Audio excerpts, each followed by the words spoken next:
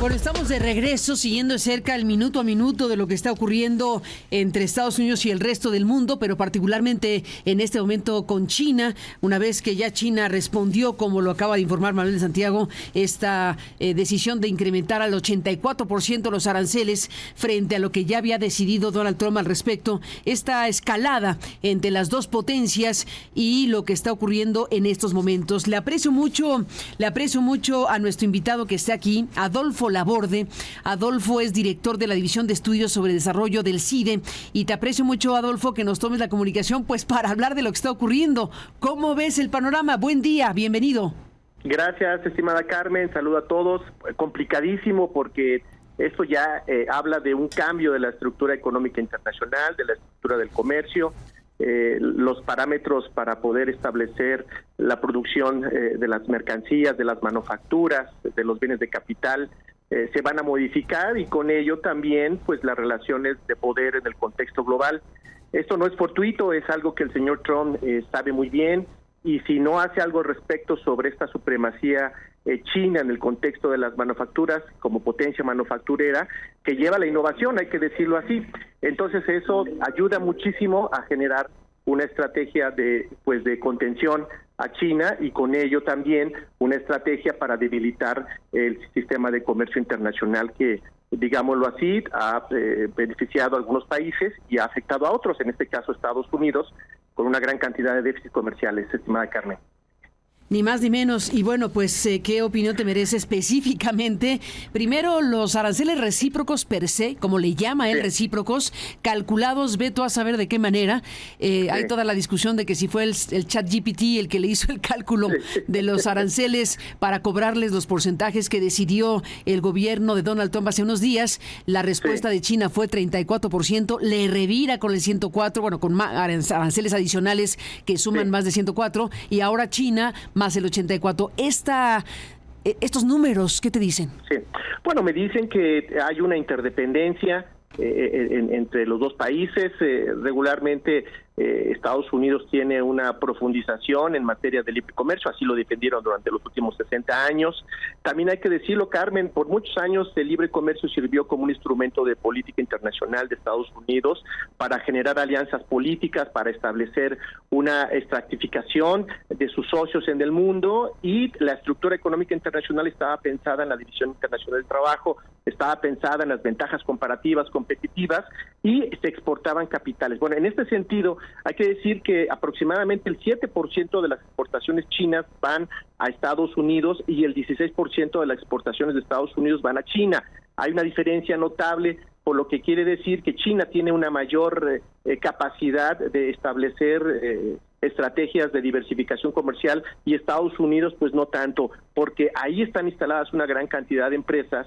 Y también hay que decirlo, hay un comercio muy importante intrafirmas. ¿Qué quiere decir esto? Muchas empresas de Estados Unidos se establecieron no solamente en China, sino en el sudeste asiático, con miras de establecer economías de escala y maximizar su producción con bajos salarios, con una serie de políticas fiscales que estos países establecieron para atraer inversión. Algo así como lo que estamos haciendo hoy en día en México con el Plan México.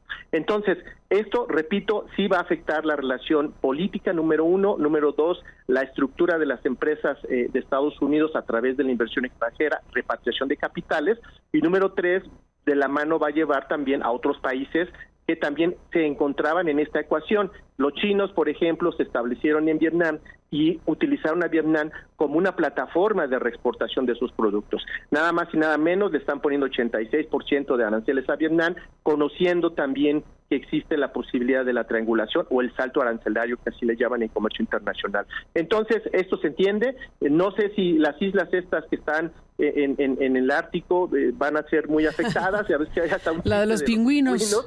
Sí. Pero lo cierto es que sí, esto está pensado en una política industrial nueva de los Estados Unidos.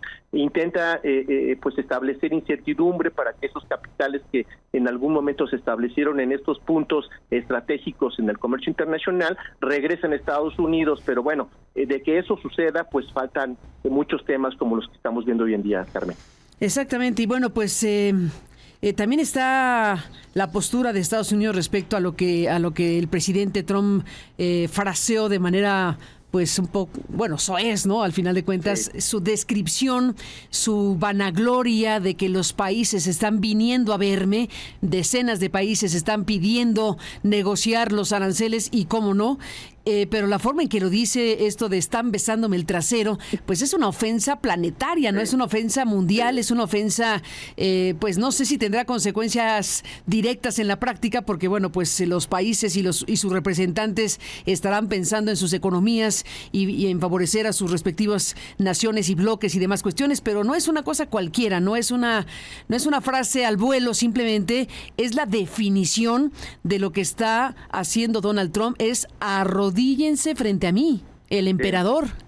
Sí, un neoimperialismo, un imperialismo económico que trae como consecuencia una falta de respeto a la comunidad internacional, a las formas, ya no hay protocolo, las relaciones internacionales, la diplomacia pura que existía, pues ya no existe, porque estamos viendo que el cambio y la transformación de los mensajes políticos de alto nivel ya no son de alto nivel, sino son directos. Pareciera que estuviéramos platicando con una persona que no tiene la responsabilidad de un jefe de Estado.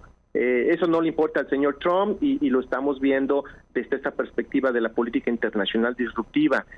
Por supuesto que va a haber consecuencias. Hay países que nos guste o no, independientemente de que tengan un interés profundo en establecer o mantener las relaciones económicas con Estados Unidos, tienen un orgullo nacional, y ese orgullo nacional se está viendo reflejado en algo que nada más y nada menos no habíamos visto antes.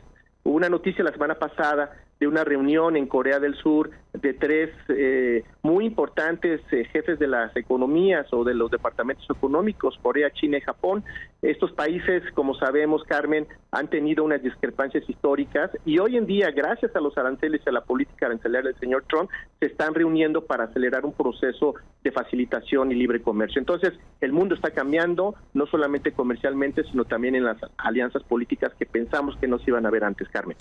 Sin duda, vamos a ver cómo se reorientan las cosas, pero por lo pronto esta escalada entre los dos gigantes, entre China y Estados Unidos, que es lo que atrapa la atención, obviamente, en este momento, bueno, ¿en qué puede derivar? ¿En que dejen de comprarse mutuamente? ¿En que ocurra qué, Adolfo Laborde?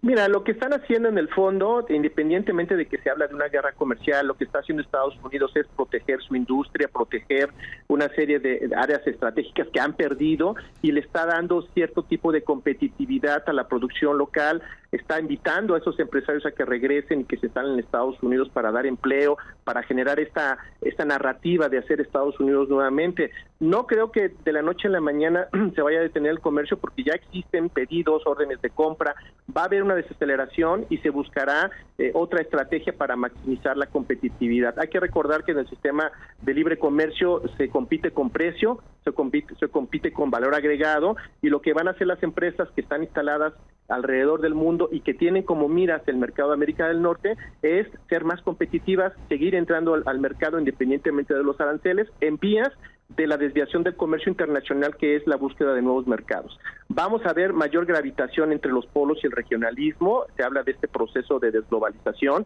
hacia un regionalismo, y este regionalismo va a tener el objetivo de establecer mecanismos de comercio entre países más cercanos, con una relación política menos agresiva que con el señor Trump, pero definitivamente habrá esos flujos comerciales en el contexto del mercado de América del Norte. Muchas empresas probablemente se pueden establecer en México con miras a ser más competitivos y, por supuesto, hacer realidad lo que el señor Trump quiere, que es la repatriación de capitales, reindustrialización y dejar a China a un lado.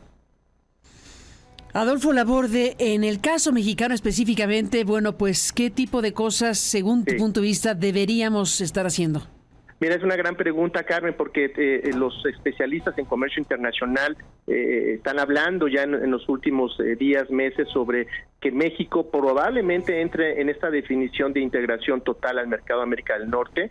Se habla de que con tal de establecer este mecanismo de acercamiento, no entrar en conflicto con el TEMEC ni con la revisión y dejar solamente este universo del 15% de los productos sujetos a arancel, que es aluminio, que es acero y por supuesto los automóviles en el contexto de los elementos que comparten los certificados de origen para que estos no paguen arancel, pues se está hablando, por ahí se ha escuchado que México podría entrar en esta lógica de un mercado común, híbrido, en un arancel externo común y eso de alguna manera modificaría nuestra política ¿Cómo sería comercial. eso, Adolfo? Perdón, ¿cómo sería una cosa así? Claro que sí, Carmen. Mira, en los procesos de integración económica existe pues una serie de pasos para poder entrar en una integración política total y bueno, hay que generar cierto tipo de voluntades para poder ceder soberanía. ¿Qué quiere decir? ¿Tipo Unión Europea?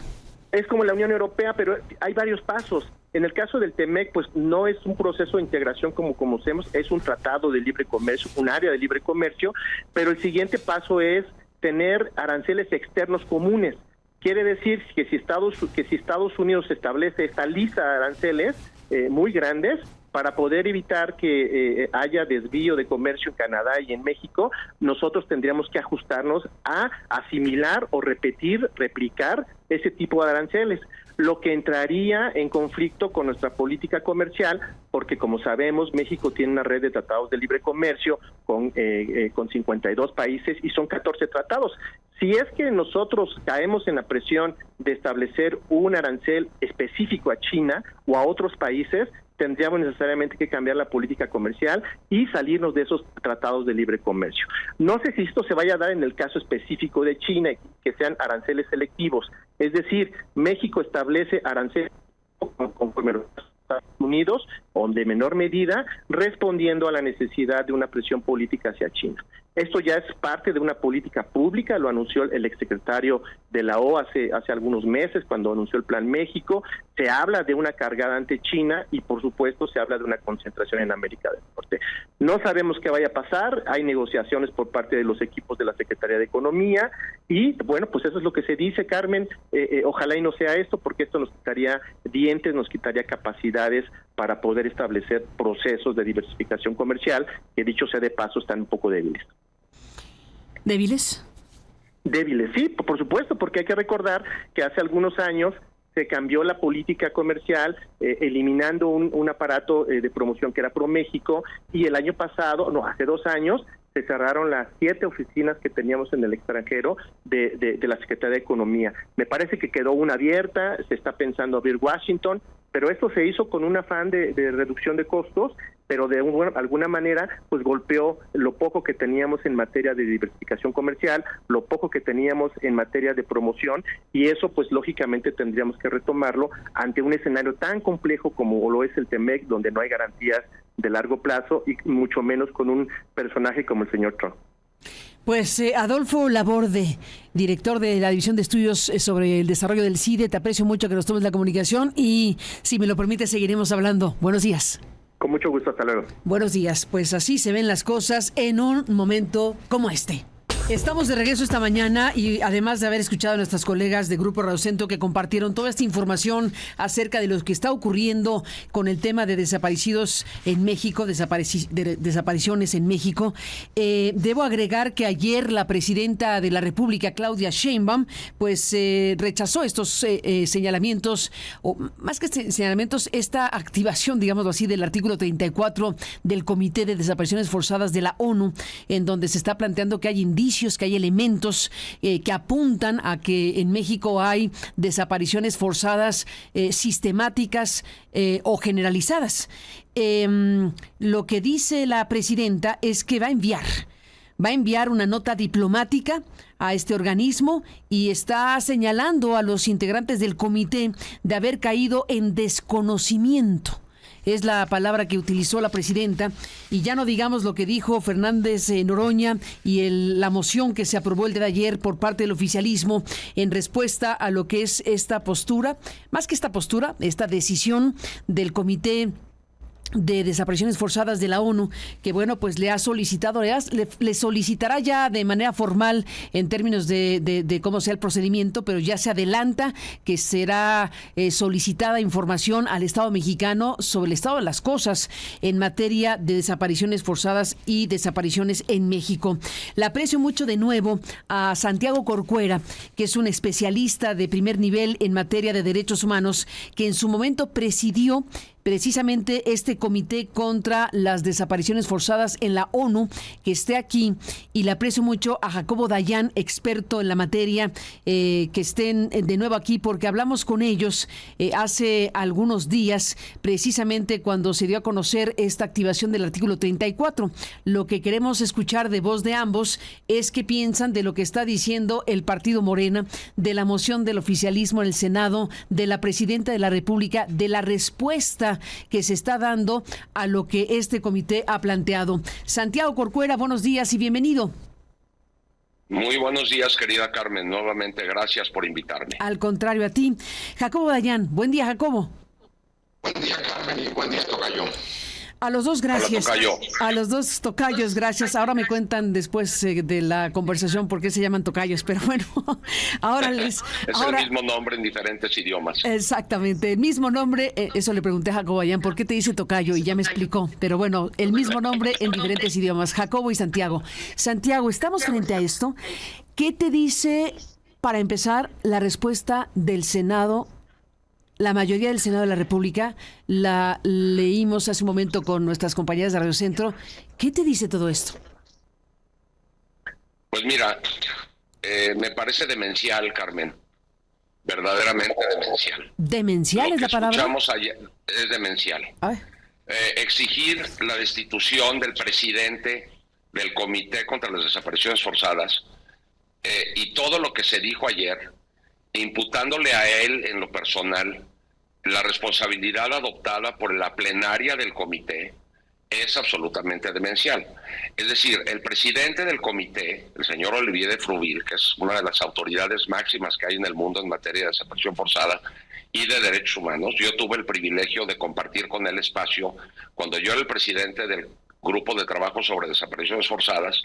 Él era integrante de ese grupo y a la postre fue presidente de ese grupo, luego fue integrante del Comité de Derechos Humanos y ahora es integrante del Comité contra las Desapariciones Forzadas.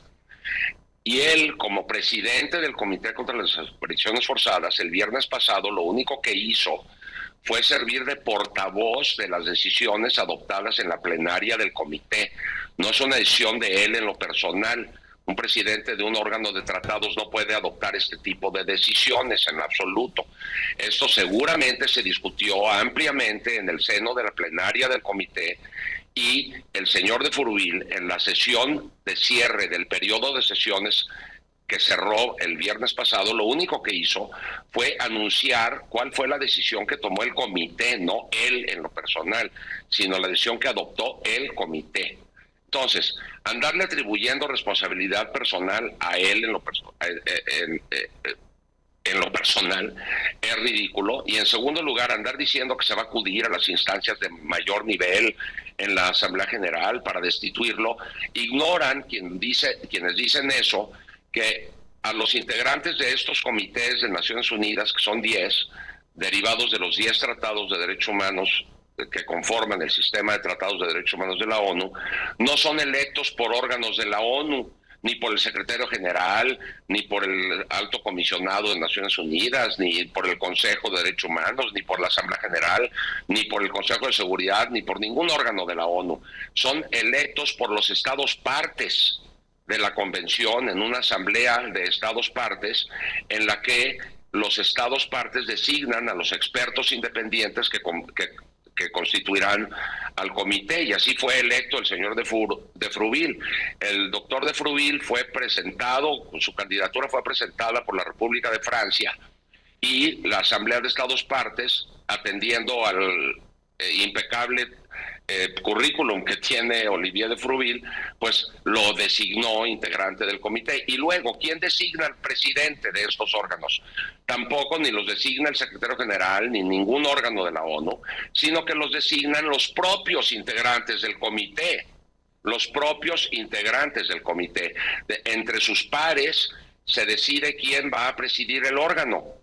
Y pues seguramente los integrantes del comité, reconociendo la trayectoria de Olivier de Fruville, dijeron sería la persona indicada para que nos presida las sesiones y sea nuestro portavoz.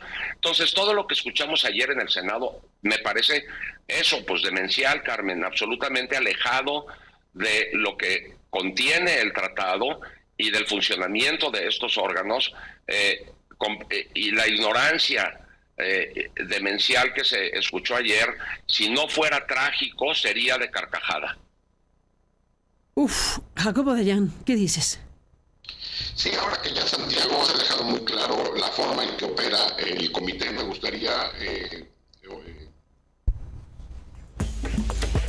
Jacobo Dayan, necesitamos ajustar tu audio. Discúlpanos, vamos a cortar un momentito para poder escucharte bien, porque se escucha con distorsión la voz de Jacobo Dayan. Y bueno, pues nos dejaste con una frase, Santiago Corcuera, muy fuerte. Estamos hablando de una circunstancia muy delicada, porque al final de cuentas, frente a lo que estamos, ustedes lo han explicado muy bien en la conversación previa a esta, y ahora lo retomamos, si les parece. Este artículo 34 es la primera vez que se activa, y creo que México tendría que estarle dando la dimensión al tema. Ya nos colocaron en el territorio, Santiago, de la confrontación. Ya nos colocaron en el territorio de vamos a escalar el asunto, vamos a acusar al presidente del comité, y entonces desviamos la atención de lo que verdaderamente es central.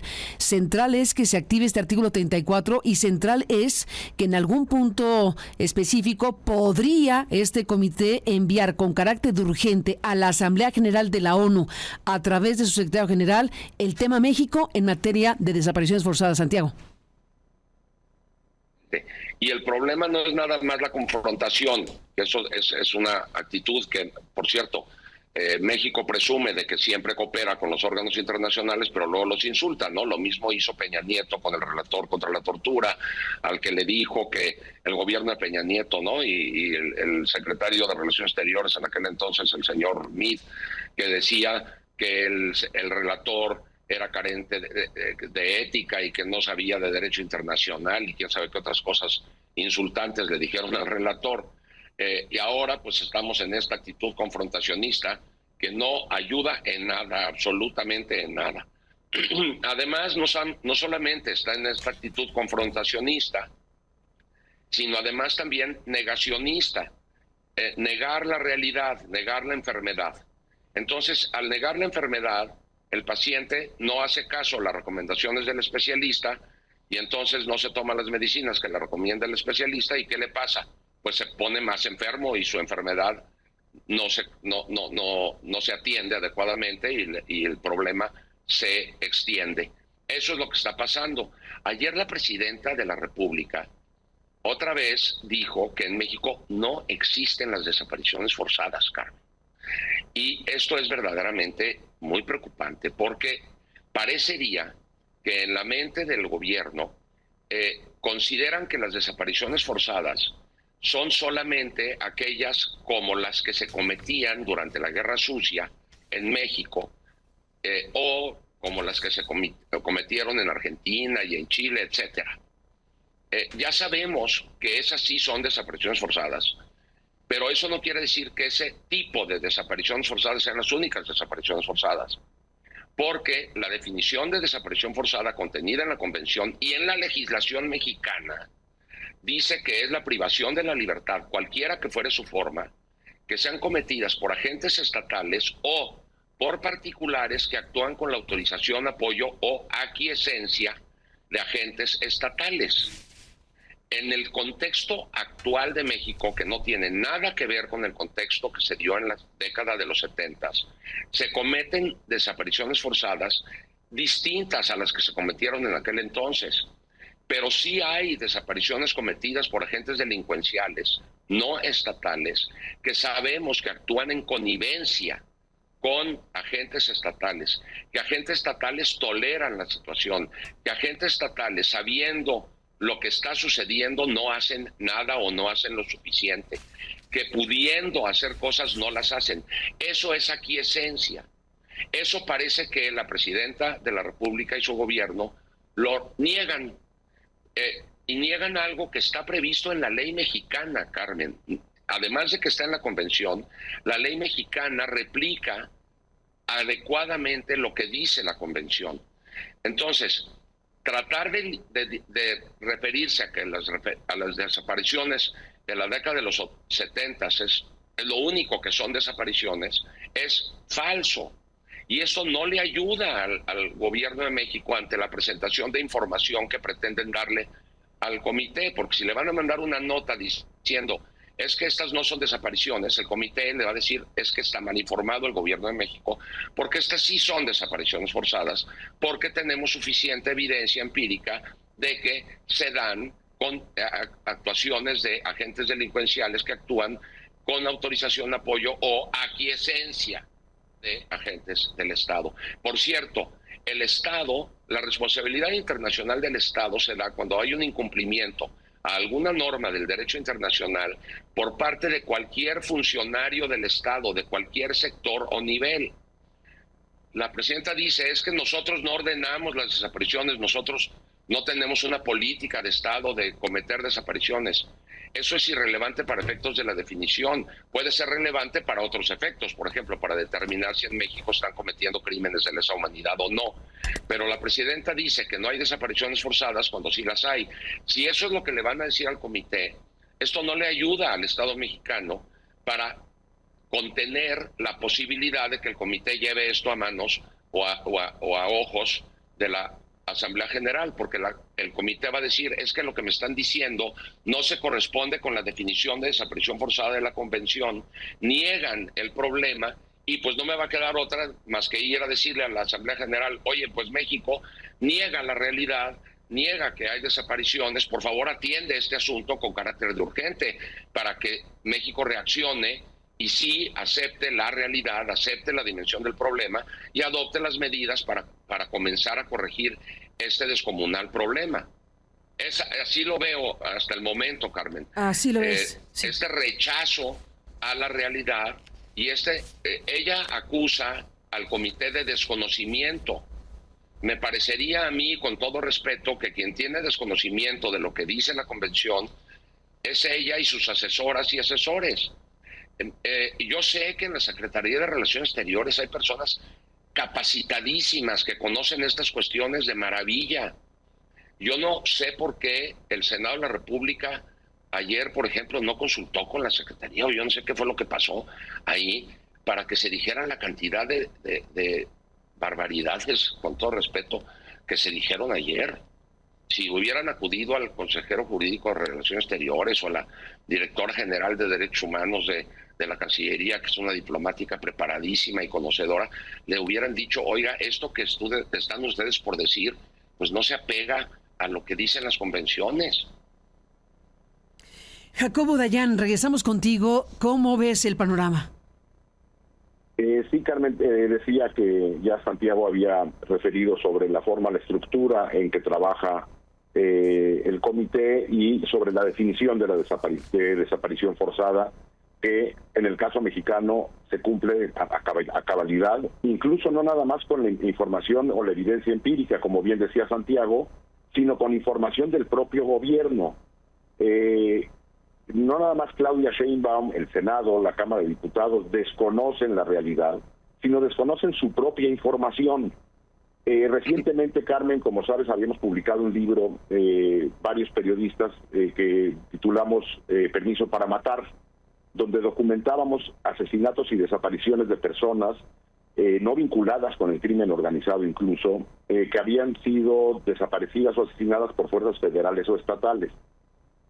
Revisando la base de datos de esa investigación, hay 141 casos en que las personas fueron desaparecidas por fuerzas federales o estatales, reconocidos por la Comisión Nacional de Búsqueda, en el sexenio de López Obrador, es decir, con información de la propia Secretaría de Gobernación en la base de datos de la Comisión Nacional de Búsqueda, hay 141 casos de desaparición forzada de libro de texto, por no hablar ya de los testimonios que hemos escuchado y de las notas periodísticas que han salido en los últimos ya 15 años sobre las desapariciones en nuestro país. A mí no me parece que sea un tema nada más de desinformación. Decía mi tocayo que hubieran consultado a la Consejería Jurídica o a los abogados de la Cancillería. Bueno, la misma Cancillería debió haber consultado a sus propios abogados. porque el primer comunicado que salió al respecto es de la Secretaría de Relaciones Exteriores y la Secretaría de Gobernación, negando el fenómeno de las desapariciones. Ahora, el Senado dice que cuáles son las pruebas para esta aseveración.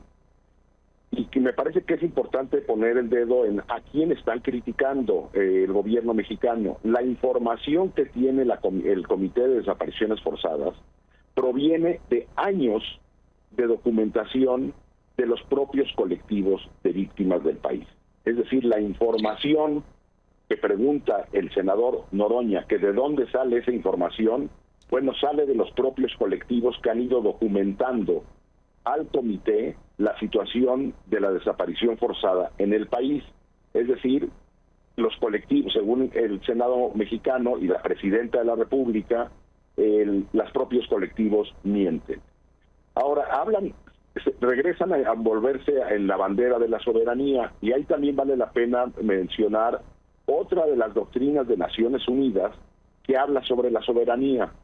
Desde el siglo XXI se conformó, a principios del siglo XXI, lo que se conoce como la responsabilidad de proteger, que habla de que es responsabilidad de cada Estado y después de la comunidad internacional proteger a la población de los crímenes atroces, los crímenes de lesa humanidad, el genocidio, los crímenes de guerra o el crimen de agresión.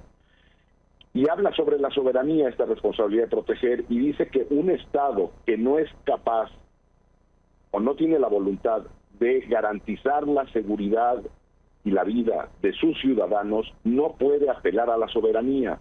Es decir, la soberanía recae en la gente, en los ciudadanos, en el pueblo, no en el gobierno. Y un Estado que no es capaz de garantizar la vida, como el caso del Estado mexicano, no puede apelar a la soberanía. Ahora, la presidenta del partido, Luisa María Alcalde, también se subió a la arena a golpear al comité, diciendo también de nuevo que el gobierno mexicano no desaparece personas. Repito, es absolutamente falso. Y luego asevera algo que no sé de dónde salga, Carmen. Dice, como nunca se han desplegado estrategias de búsqueda y combate a la impunidad bajo los gobiernos de Morena. Bueno, pues la búsqueda es un fracaso absoluto y la impunidad es del 99%. Y luego remata su posteo en X, Luisa María Alcalde, diciendo que el mejor ejemplo son las acciones implementadas en su momento durante el sexenio pasado, así como las que con mucha contundencia envió la presidenta Claudia Sheinbaum al Congreso de la Unión en días recientes.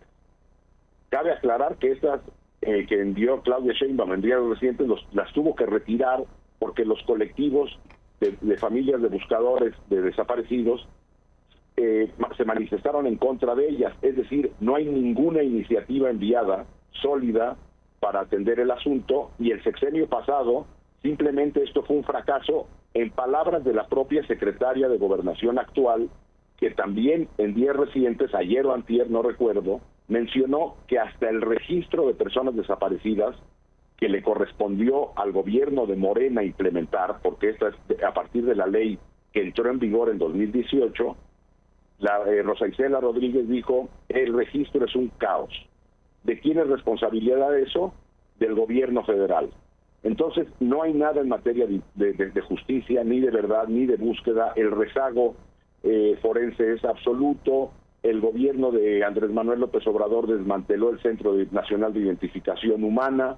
No hay nada, y el gobierno, o más bien el oficialismo, decide envolverse en la bandera, criticar a los órganos de Naciones Unidas, que por cierto, Carmen, esto lo empareja con gobiernos de dudosa reputación, como podrá ser el de Nicolás Maduro, el de Donald Trump, el de Vladimir Putin o Benjamín Netanyahu, que han criticado también, pues son los que han salido a criticar.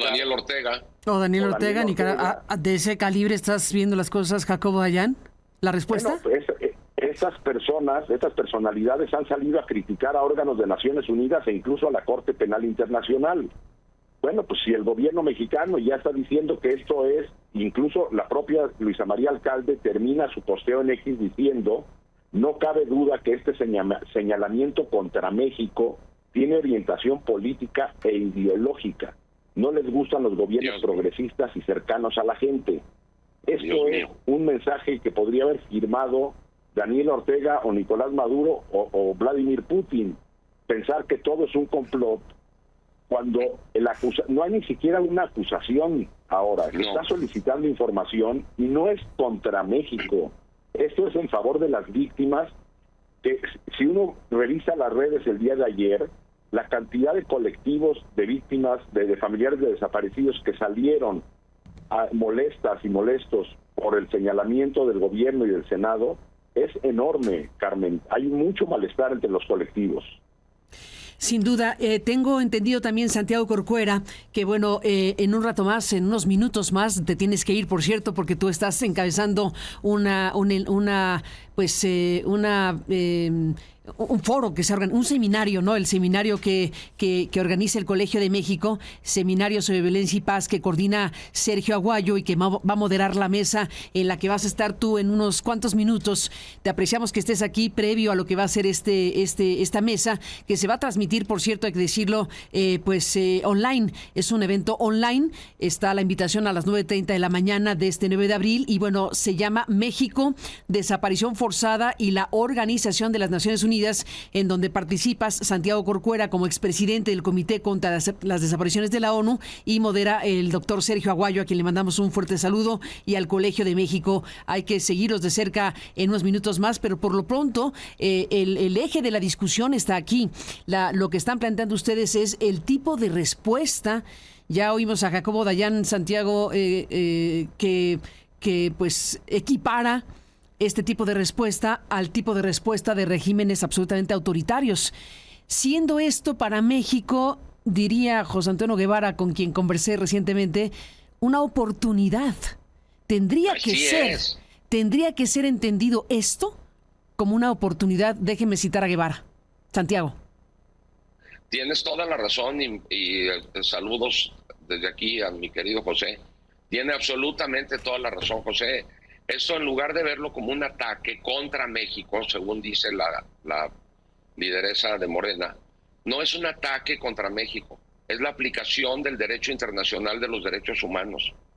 Parte del tema de la soberanía que decía Jacobo, hay otro punto de derecho internacional, que son las normas imperativas del derecho internacional general que no admiten práctica ni pacto en contrario. La soberanía de los estados tiene un límite, que es precisamente las normas más duras del derecho internacional, que son precisamente las que protegen la dignidad humana y los derechos humanos. Entonces, ningún Estado puede invocar su propia soberanía como pretexto para el incumplimiento de las normas más duras del derecho internacional, por un lado. Por otro lado, hablan de injerentismo, como si los órganos de las Naciones Unidas fueran estados o países que se meten en los intereses internos de México, como si el derecho internacional fuera derecho extranjero, o no, como si fuera derecho suizo o derecho nicaragüense. No, el derecho internacional es derecho internacional, no es derecho extranjero. Y la intervención que hacen estos órganos no es intervencionismo, sino es aplicación de las normas que están en una convención que el Estado mexicano, en uso de su soberanía, suscribió y ratificó. Entonces, se han estado diciendo una cantidad de disparates, Carmen, en estos días verdaderamente descomunales. ¿Cómo? Por ejemplo, lo que acabas de decir y algo más. Por ejemplo, es que ya se nos acabaría el tiempo. Por cierto, me acaba de avisar Sergio que se pospone hasta las 10:20 la transmisión del seminario, así que ya no tengo tanta prisa. Ya no corres, perfecto. Pero el desconocimiento de la definición de desaparición forzada, la negación de que existe aquiescencia o connivencia de agentes del Estado de cualquier sector o nivel, o sea, policías municipales pueden ser, pero también agentes de federales o de cualquier sector o nivel y de cualquier poder de la República. Esa es la definición de agentes responsables por responsabilidad internacional del Estado. Negar eso es no enfrentar la realidad y en lugar de verlo como una oportunidad de cooperación técnica con las agencias internacionales para que se establezcan instituciones híbridas con participación nacional e internacional que ayuden a superar las crisis que ya mencionó Jacobo. La crisis de impunidad, se debería de establecer una institución con apoyo internacional para la justicia, como por ejemplo la CICIG. Se deberían de establecer mecanismos de búsqueda con apoyo internacional, como por ejemplo la institución creada para la búsqueda de personas desaparecidas en Siria, y que por cierto encabeza una mexicana, Carla Quintana, o para el tema forense, que se establezcan mecanismos con apoyo internacional, apoyo de la ONU, para crear centros de identificación humana con apoyo del CICR y de la ONU, como el que existe en Chipre. En lugar de verlo así, como una oportunidad para satisfacer los reclamos de las víctimas, se ve como si fuera un ataque contra México con inclinaciones de descarrilamiento del gobierno. Dijo Fernández Noroña en alguno de sus videos que el comité tenía intenciones de descarrilar el gobierno de la doctora Sheinbaum. Por favor, lo que sí descarrila gobiernos, Carmen, es la violencia generalizada, descontrolada, porque las víctimas se pueden llegar a hartar. Yo sé que ahorita tiene la presidenta un nivel de aceptación y de apoyo impresionante, pero si no resuelve el problema de la violencia, de las ejecuciones, del desplazamiento interno forzado, de las desapariciones, hombre, eso sí descarrila gobiernos, no la cooperación internacional. La cooperación internacional, al contrario, fortalece gobiernos, fortalece instituciones, consolida la vida institucional de un país. Eso sí ayuda, no ponérsele al brinco a quien solamente está diciendo lo que es acorde con la realidad. Y lo que está diciendo es lo que dice el artículo 34, Jacobo Dayan, que al final de cuentas es que, dado que recibió información este comité, no de ayer ni de antier, lleva años recibiendo, ha habido varios informes, uno no tan lejano, por cierto, un informe sobre desapariciones forzadas hecho por este comité de especialistas, ha recibido informaciones diversas a lo largo de los años, y en este punto específico es que decide activar este artículo 34, que es el que estamos aquí mencionando. Rápido, rápido, antes de que dar la palabra a mi tocayo. Venga. Ahí te va. 2011. Visita del gobierno, del Grupo de Trabajo sobre Desapariciones Forzadas, antes de que ni el comité existiera. 2014 presenta México su informe, 2015 comparece ante el comité y el comité dice que hay desapariciones generalizadas en México. 2018 vuelve a comparecer México y recibe más información del comité, tanto de los organismos no gubernamentales y colectivos de víctimas como del gobierno. 2021 viene el comité a México y recaba información tanto del gobierno como de los colectivos. 2022 se emite el informe. 2023 vuelve a comparecer México ante el comité después de recibir más información. ¿De dónde vienen con que ahorita es novedad y que pues antes no habían dicho nada? Pues esto es falso. Totalmente. Jacobo Dayan, déjame agregar a la conversación lo que nos está compartiendo, Jorge Alcocer, que escucha el programa y que está escuchando esta parte de la discusión o de la exposición de ustedes. Me hace favor de enviar un fragmento de un comunicado que se emitió el sexenio pasado, en donde Alejandro Encinas, que era subsecretario de Derechos Humanos de Gobernación, dice aquí, recibió en 2021 al Comité contra la Desaparición Forzada de la ONU. Nos dice el doctor Alcocer, que era en ese momento coordinador de asesores de la secretaria de Gobernación, Olga Sánchez Cordero. Bueno, nos envía este fragmento de esta comunicación, en donde dice aquí que Alejandro Encinas recibió en 2021 al Comité contra la Desaparición Forzada de la ONU. Este comité visitó México entre el 15 y el 26 de noviembre de 2021. Lo que se acordó 2 puntos. El gobierno mexicano se comprometió a cooperar con el comité de manera transparente y sin restricciones. El gobierno mexicano se comprometió a adoptar una política nacional para erradicar las desapariciones. El gobierno mexicano se comprometió a cumplir con las recomendaciones del comité. Las conclusiones del comité incluyen lo siguiente. El comité concluyó que el crimen organizado y algunos servidores públicos son los principales responsables del incremento de las desapariciones. Que el crimen organizado y algunos servidores públicos son los principales responsables del incremento de las desapariciones. El comité advirtió que la búsqueda en vida es urgente. Jacobo Dayan, entre otras cosas.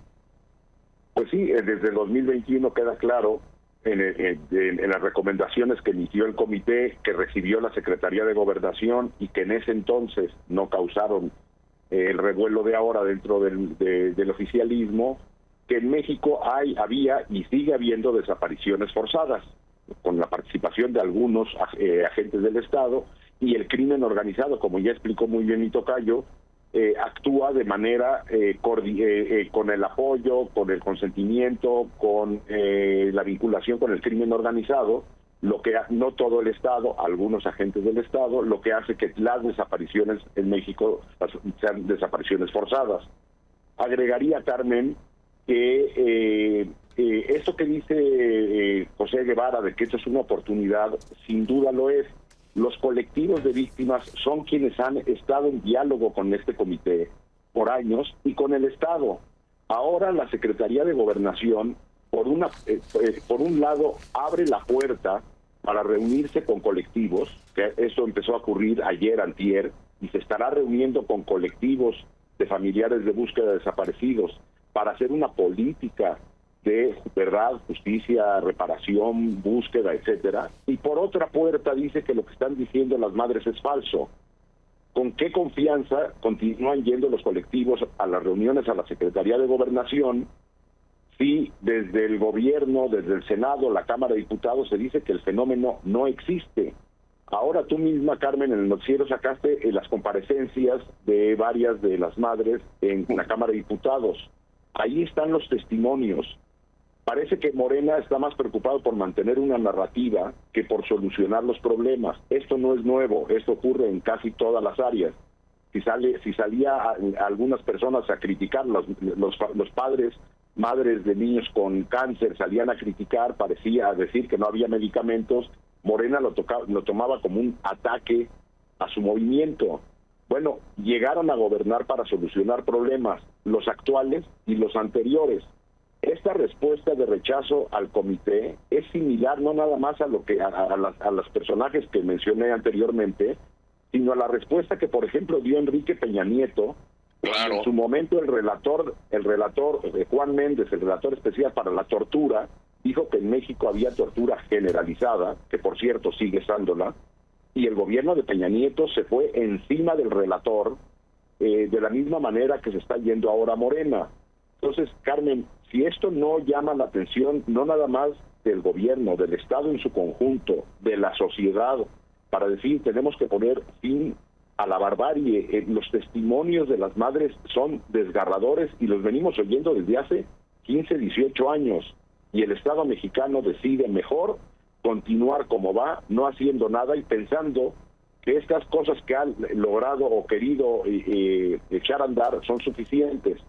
Se requieren mecanismos extraordinarios de verdad y justicia, como mencionaba Santiago, una enorme comisión de la verdad independiente, no vinculada a la Secretaría de Gobernación, mecanismos extraordinarios de justicia como el modelo colombiano, como el modelo guatemalteco, todos con apoyo internacional.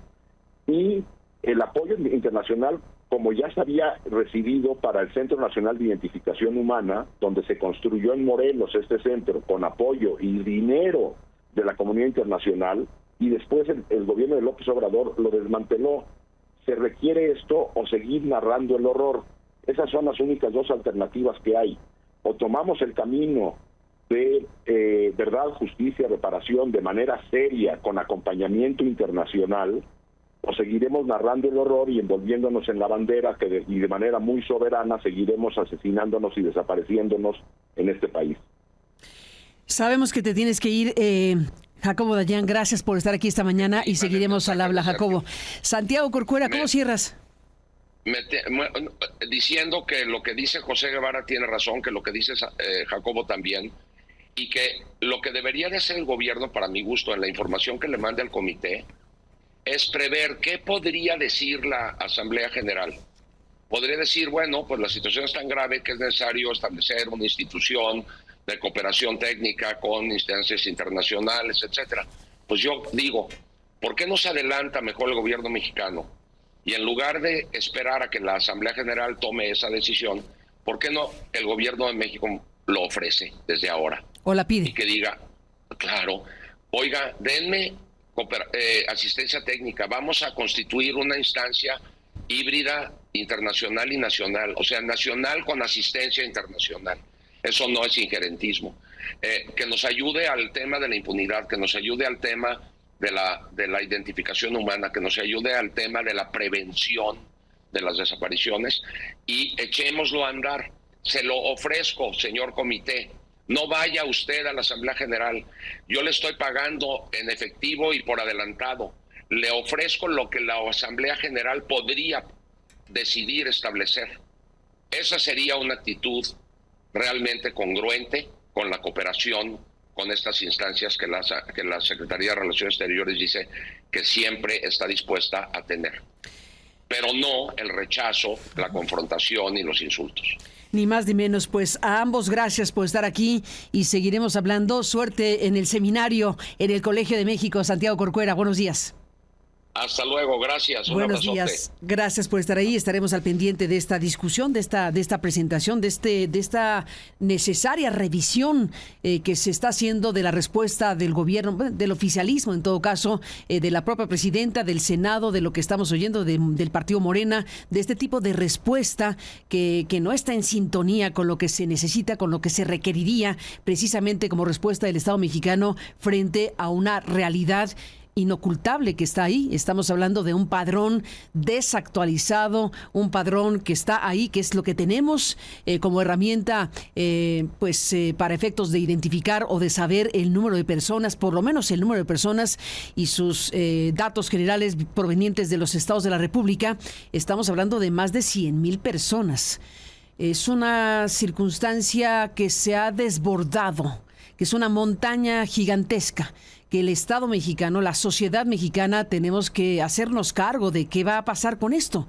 Y este momento en específico, en lugar de un intento, porque es más que un intento, de descalificación de personas muy reconocidas a nivel mundial, expertos en la materia, que le están pidiendo a México, dame información, porque lo que tengo yo hoy en mi mano, no de ayer, no de la semana pasada, de años acumulada, me está llevando a activar este artículo 34 que indica que yo, Comité de Desapariciones Forzadas, podría pedirle a la Asamblea General de la ONU, a través de su secretario general, que tome el caso México en materia de desapariciones forzadas para indicarle a México 2 puntos, no se sabe. No se sabe qué haría la Asamblea General de la ONU, no se sabe qué pediría el secretario general de la ONU respecto a la situación de México. En este punto estamos. Lo que corresponde es que esperemos a que el comité le envíe formalmente la solicitud y sus términos al Estado mexicano, que el Estado mexicano responda a esa solicitud en esos términos que están por saberse y que veamos qué resulta de este ejercicio de un Estado parte de esta convención. La firmó México, como muchos otros países del mundo, para que no haya desapariciones en ningún país. Hay una convención internacional que está suscrita por México, hay un comité seleccionado por los estados que forman parte de la ONU, y que es este comité que ahora el oficialismo mexicano quiere desacreditar y desconocer y hasta mandar castigar si se puede. No se trata de eso. Se trata de tomar esto, volvemos a citar a José Antonio Guevara, como una oportunidad de enfilarnos en una ruta de solución, enfilarnos en una ruta de aceptación de que el estado de las cosas es para México inmanejable. Miles de personas están hoy por hoy desaparecidas. Desde las de la guerra sucia de los 70s, que es un delito continuado porque siguen desaparecidas, más las desapariciones que se han ido acumulando al paso de las décadas en las diferentes fases del país que somos. Podemos decir que hoy por hoy no tenemos ese tipo de desapariciones como las que hubo en los años 70 por razones políticas, en donde a los críticos, a los opositores, a quienes decían no nos gusta este régimen, se les desaparecía, se les asesinaba, se les torturaba. Esa etapa nefasta, funesta del Estado mexicano está ampliamente conocida y ahí hay una gran cantidad de personas que desaparecieron y que siguen desaparecidas. Es una acción continuada. Es un delito, dirían los expertos de lesa humanidad. Eso sigue estando ahí. Sigue siendo responsabilidad del Estado mexicano, de este y del que venga, hasta que tengamos a las personas identificadas, recuperadas, reconocidas, sabiendo dónde quedaron sus restos o dónde están en vida. Eso se tiene que esclarecer algún día. No podemos negarnos a exigir que eso tiene que resolverse. Aquellos casos que por décadas han ocurrido y siguen ocurriendo porque siguen las personas desaparecidas, más las que se han ido sumando al paso de los años hasta este 2025. Hoy por hoy, las personas siguen siendo desaparecidas en diferentes puntos del país. Lo sabemos, lo vemos, están ahí las madres, los padres, las familias, buscando en la tierra, buscando desaparecidos. El caso del rancho Teuchitlán es un caso que nos ha sacudido. Es probable, déjeme adivinar, es probable que la reacción oficialista pues es de esta manera, de esta naturaleza totalmente inapropiada, porque tenemos un caso que ha tocado muchas fibras recientemente, que es el caso del rancho Izaguirre, porque las buscadoras, los guerreros buscadores de Jalisco mostraron imágenes, fotografías, narraciones, testimonios de ese lugar que fue intervenido en 2024, donde se detuvieron a 10 personas, se rescataron a 2, se encontró una fallecida y queda la pregunta abierta, y una Fiscalía General de la República que ayer da un informe con su titular Alejandro Gertz Manero, pues hablando de lo que ya le reportamos, de un asunto donde los elementos que se mostraron por parte de los y las buscadoras los quitaron para después hacer un tour. Quitaron los elementos, las pruebas, las evidencias, lo que habían mostrado en estas imágenes y fotografías y videos los buscadores y buscadoras. ¿Por qué se hizo eso? ¿Para qué se hizo eso? Seguimos con la pregunta abierta. Este caso que ha tomado alcance internacional porque se habló de un centro de exterminio, que después se dijo no era un centro de exterminio, era un centro de adiestramiento donde se mataba gente, en fin. Esto que una investigación criminal pulcra, eficiente, tendría que esclarecer. La pregunta es, ¿se logrará después de que la propia autoridad quitó todo lo que había, llevó a personas, invitó a periodistas, invitó a buscadores a dar un recorrido en el lugar de los hechos?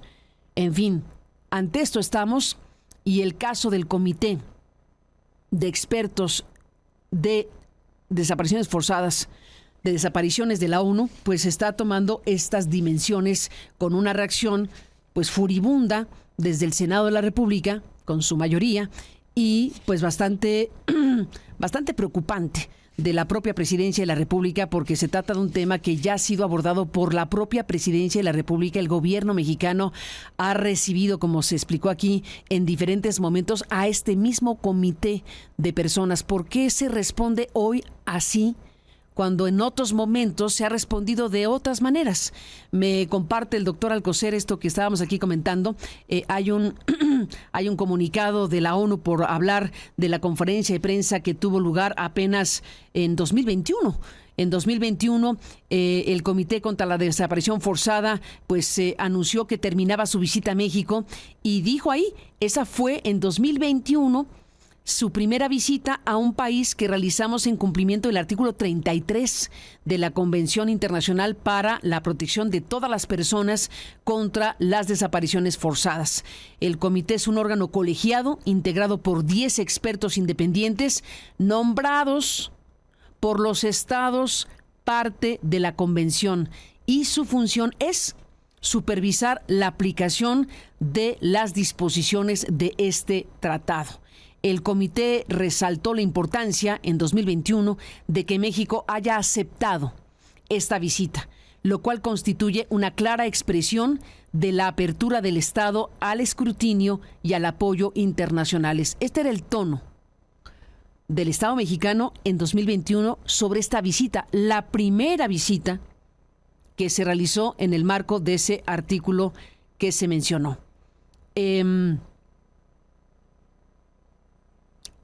Ahí los expertos expresaron su agradecimiento y pues hablaron de que en el marco de esa visita de 2021, es apenas 2021, visitaron 13 entidades federativas.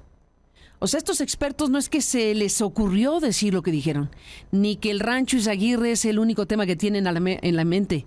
Estos expertos vinieron a México ex profeso 2021 y visitaron 13 entidades federativas: Chihuahua, Ciudad de México, Coahuila, Guanajuato, Guerrero, Jalisco, Estado de México, Morelos, Nayarit, Nuevo León, Sinaloa, Tamaulipas y Veracruz. Hemos sostenido, dijeron, 48 reuniones con más de 80 autoridades y 33 reuniones con cientos de víctimas y decenas de colectivos de víctimas y organizaciones de la sociedad civil provenientes de casi todas las entidades federativas. Acompañamos exhumaciones y jornadas de búsqueda. Estoy diciendo lo que este comité, que ahora es atacado por el oficialismo, informó en 2021, agradeciendo la receptividad del Estado mexicano. Primero, no pueden estar aquí sin la anuencia del Estado mexicano. Vinieron, no de paseo, vinieron a trabajar en serio. Y aquí en este pequeño párrafo dicen: estuvimos en estas 3 entidades, nos reunimos en 48 ocasiones con 80 autoridades, tuvimos 33 reuniones con cientos de víctimas y decenas de colectivos, acompañamos exhumaciones y jornadas de búsqueda en las entidades federativas de Morelos, Coahuila y Estado de México, visitamos el Centro de Identificación Humana en Coahuila, hemos visitado varios centros de privación de libertad federales, estatales y de migrantes con el propósito de verificar los registros oficiales y el cumplimiento de las obligaciones contenidas en la convención. Y se reunieron con el subsecretario Alejandro Encinas esa mañana de la conferencia de prensa que tiene este comunicado reportando, y otras autoridades federales y otros altos oficiales de las Fuerzas Armadas. Con ellos compartimos un avance de las primeras impresiones de nuestra visita, sin perjuicio de la futura adopción del informe del comité. Queremos destacar algunos aspectos generales que pudimos constatar durante nuestra estancia en México del 15 al 26 de noviembre de 2021. En primer lugar, dice este comité hoy atacado: saludamos el reconocimiento de la competencia del comité para examinar quejas individuales, así como la decisión de la Corte que reconoce el carácter vinculante, así como el reconocimiento de la decisión de la Corte que reconoce el carácter vinculante de las acciones urgentes emitidas por el comité.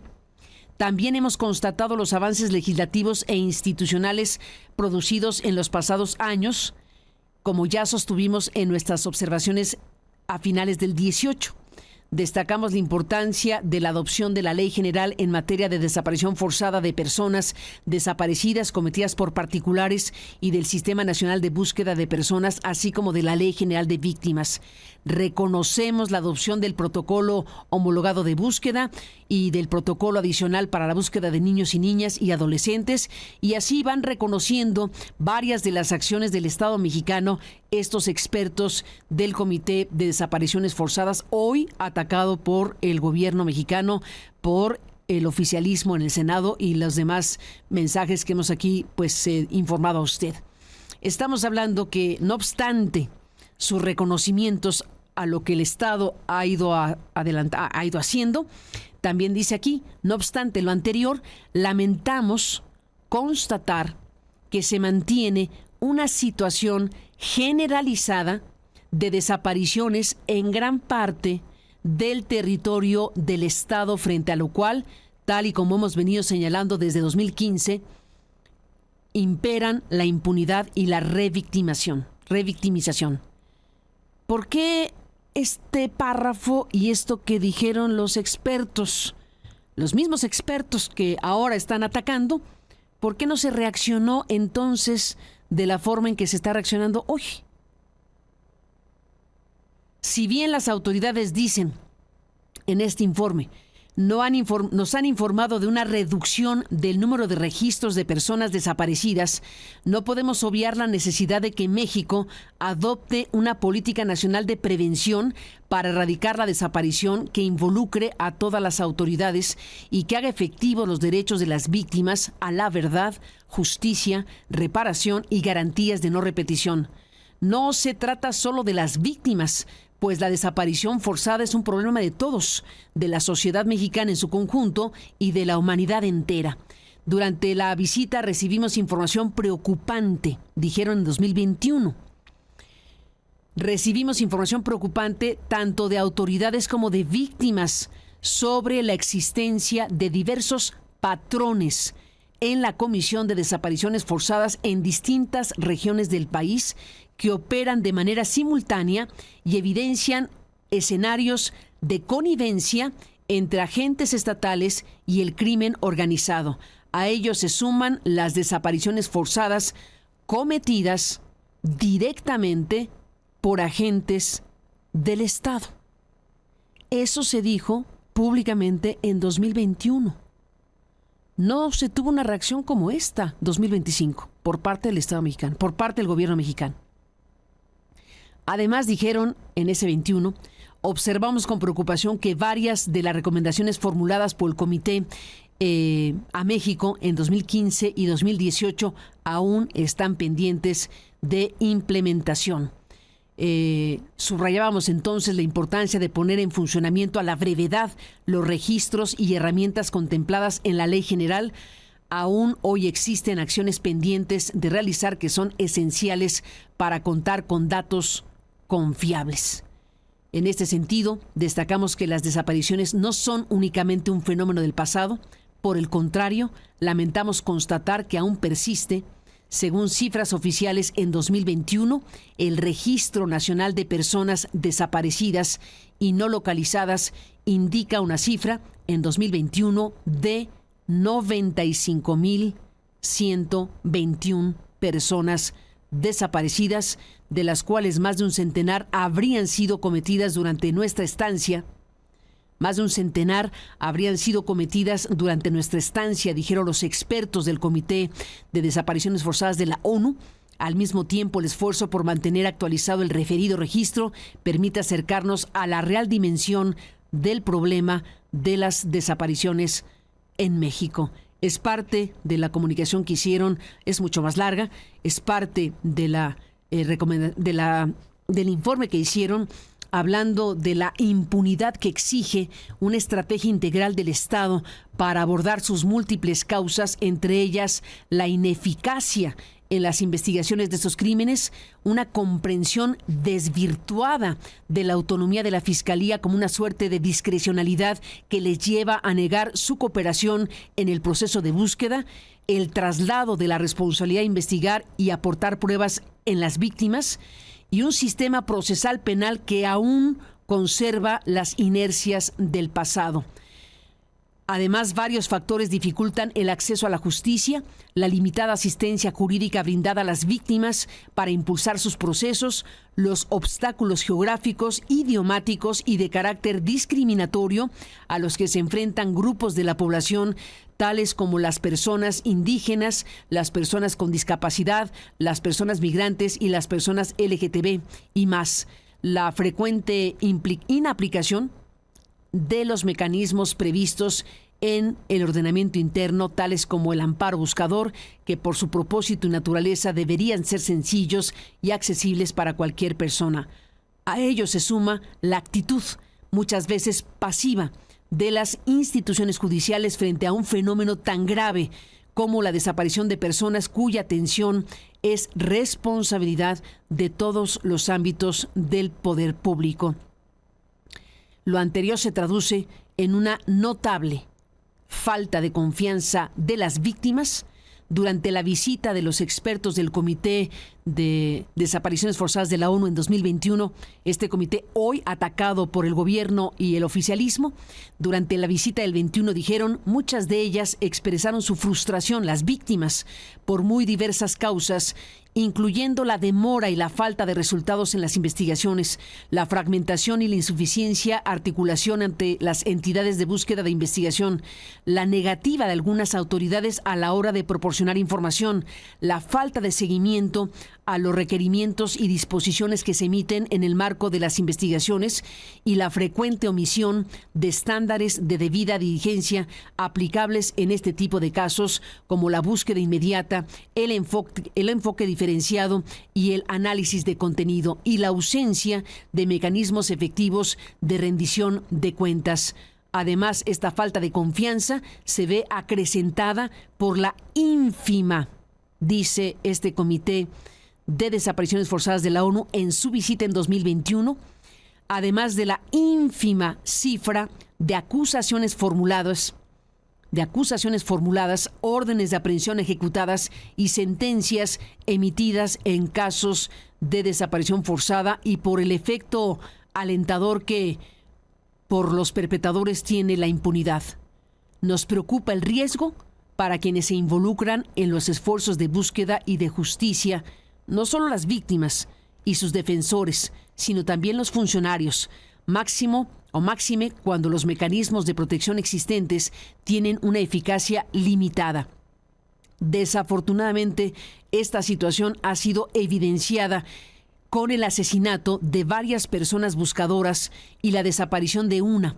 A ello se añaden los altos índices de violencia de la delincuencia organizada, asistida en muchas ocasiones de acuerdo con la información proporcionada por fuerzas de seguridad del Estado. Este es parte del informe, del comunicado de prensa, después el informe más amplio que emitieron los expertos del Comité de Desapariciones de Naciones Unidas en 2021. Vuelvo a reiterar, todo esto es lo que se dijo con toda claridad y no vimos una reacción como esta 2025, cuando este mismo comité está activando el artículo 34 por primera vez en la historia para México y para cualquier país, para pedirle al Estado mexicano que le informe. ¿De qué? De todo esto, de lo que ha hecho y de lo que no. Y si decide el comité, después de que México le informe lo que le pide que informe, decide enviar el caso mexicano a la Asamblea General de Naciones Unidas a través del secretario general, eso está por verse. Pero si sucede, veremos qué tipo de cosas la Asamblea General de la ONU le dice al Estado mexicano en una fecha indeterminada. Veremos si eso ocurre o no. Pero no es que este comité apareció ayer, ni se le ocurrió decir lo que dijo así nomás. Viene de un trabajo de muchos años, de una visita por primera vez a un país, en este caso México, para el tema específico de desapariciones forzadas, y aquí está parte de lo que dijeron públicamente estos mismos expertos internacionales, hoy denostados por la mayoría de Morena en el Senado, por la Presidencia Nacional de Morena y por la propia Presidenta de la República. Así nomás. Por eso los colectivos y los buscadores y las buscadoras pues están planteando que no es por ahí, que no esa es la respuesta que se espera, que se tiene que atender como una prioridad verdadera el tema de miles de personas que hoy no sabemos dónde están o qué pasó con ellas.